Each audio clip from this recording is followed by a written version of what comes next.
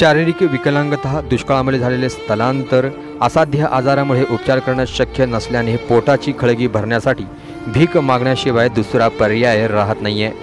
मनाला चटका देणारी अशीच एक घटना सोलापुरातील एका रस्त्यावर दिसून आली आहे। मित्रांनो, बातमी पाहण्यासाठी चॅनलला आत्ताच सबस्क्राईब करा, लाईक करा आणि शेअर करा। सोलापुरात सध्या सूर्य आग ओकत आहे। तापमानाचा पारा 40 अंशाच्या वरती गेलाय। त्यामुळे अक्षरशः शरीराची लाही होताना दिसून येते। यातच एक अपंग भिकारी ज्याचे अंग भरून कपडे सुद्धा नाहीयेत। त्याच्याजवळ एक 6-7 वर्षाचा मुलगा त्याला सावरत असताना दिसून येत आहे। तापलेल्या रस्त्यावर हात आणि गुडघा टेकत रस्ता क्रॉस करताना दिसून येतोय। अधूनमधून येणाऱ्या गाड्यांना थांबवून पैसेही मागताना दिसून येत आहे।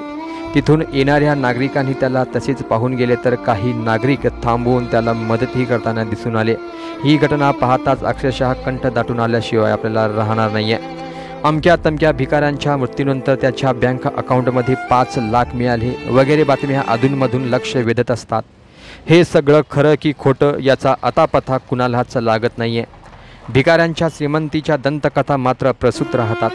हे सारं खरं मानलं तर भिकाऱ्यांचा एक वर्ग कोट्याधीशांचा तर दुसरा कुठेही भीक मागून खाणारा। मात्र पोटासाठी भीक मागितली तर चुकलं कुठे असं तुम्ही आम्ही म्हणत असलो तरी आपल्या देशात भीक मागणं हा गुन्हा आहे। असा गुन्हा करणाऱ्यांना मुंबई भिकारी प्रतिबंधक कायद्याखाली अटक होते। एकीकडे आपण जगातील 5वी मोठी अर्थव्यवस्था म्हणून पाठ थोपटून घेत असताना समाजातील अनेक घटकापर्यंत शासकीय योजनेची फळेच पोहोचलेली नाहीयेत अशी दुर्दैवी चित्र आहे। भिकाऱ्यांचे हे संघर्ष डोळ्यात पाणी आणणारा आहे। एकीकडे शासन तुमच्या दारी असे सांगत सरकार लोककल्याणाचा आणावाका घेत आहे।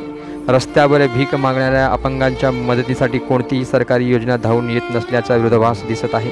अशा अनेक भिकाऱ्यांची जगण्यासाठी पोटाची खळगी भरण्यासाठी दिवसरात्र अविश्रांत संघर्ष सुरू आहे। भिकाऱ्यांच्या ज्या संघर्षाबद्दल आपल्याला काय वाटतं ते आम्हाला मित्रांनो कमेंट करून नक्की कळवा। चॅनलला सबस्क्राईब करा, लाईक करा आणि शेअर करा। पाहत रहा सोलापुरी कट्टा।